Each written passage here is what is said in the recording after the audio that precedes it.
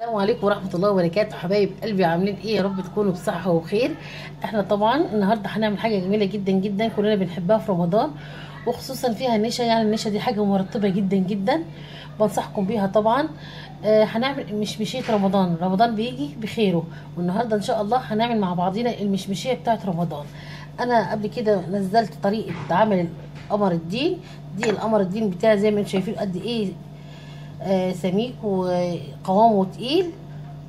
قمر الدين ده يا جماعه بجد بجد انا بنصحكم تعملوه بالطريقه اللي انا عملتها. تحفه، طالع بجد بجد يستاهل انك انت تعمليه، وموفر كمان جدا جدا. ان شاء الله هحط لك لينك قمر الدين في صندوق الوصف. يا ريت تعمليه، صدقيني هيوفر عليكي في الناحيه الماديه، وكمان ما فيهوش مواد حافظه. يعني كمان انت بتعملي حاجه جميله جدا لبيتك.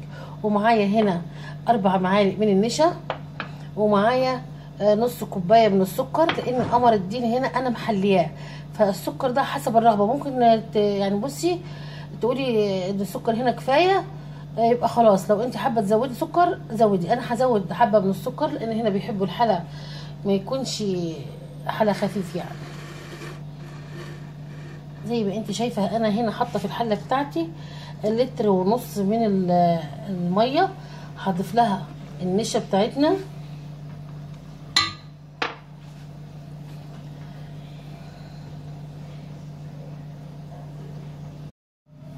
ودلوقتي كمان هضيف القمر الدين. شايفين قد ايه قوامه جميل جدا.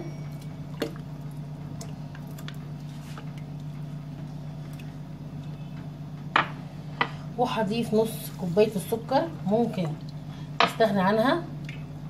هفضل اقلب اقلب. اول ما اخلي كل المحتويات دي كلها دابت على طول هحط المشمشيه بتاعتنا على النار.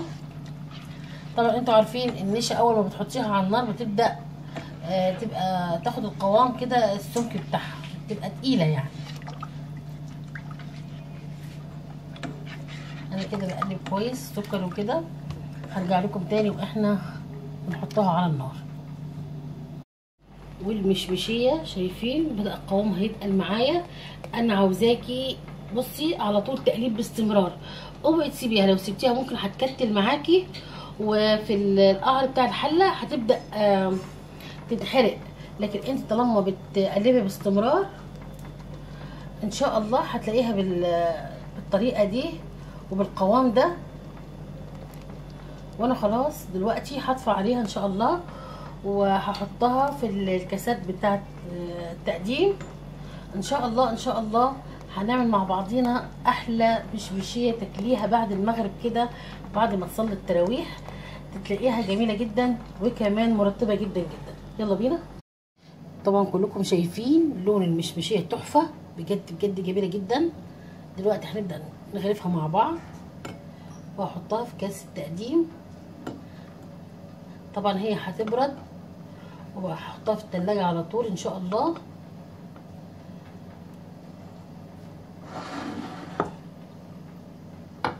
شايفه شياكه التقديم لما تقدمي لضيوفك في رمضان؟ صدقيني هيكون جميل جدا ومش مكلف زي ما انت شايفه. ان شاء الله هرجع لك بعد ما اخلص غرف نهائي. حبايب قلبي احنا خلاص خلصنا من المشمشيه زي ما انتم شايفينها. شكلها والله يفتح النفس بجد بجد، جميله وكمان مش مكلفه ابدا. انا كده زوقتها بحبه فاكهه مجففه. انت ممكن تحطي مكسرات، ممكن تحطي زبيب، ممكن تحطي فواكه فريش يعني. طبعا الحاجات دي كلها ترجع لك. وكانت طريقتي سهله وجميله. ما تنسوناش تعملوا لنا لايك وشير وتشتركوا في قناتنا. اللي ما اشتركش في القناه قبل كده يشترك ويفعل الجرس، هيوصل لك من فرح كل جديد ان شاء الله. وشجعونا وعملوا لنا لايك. والسلام عليكم ورحمه الله وبركاته.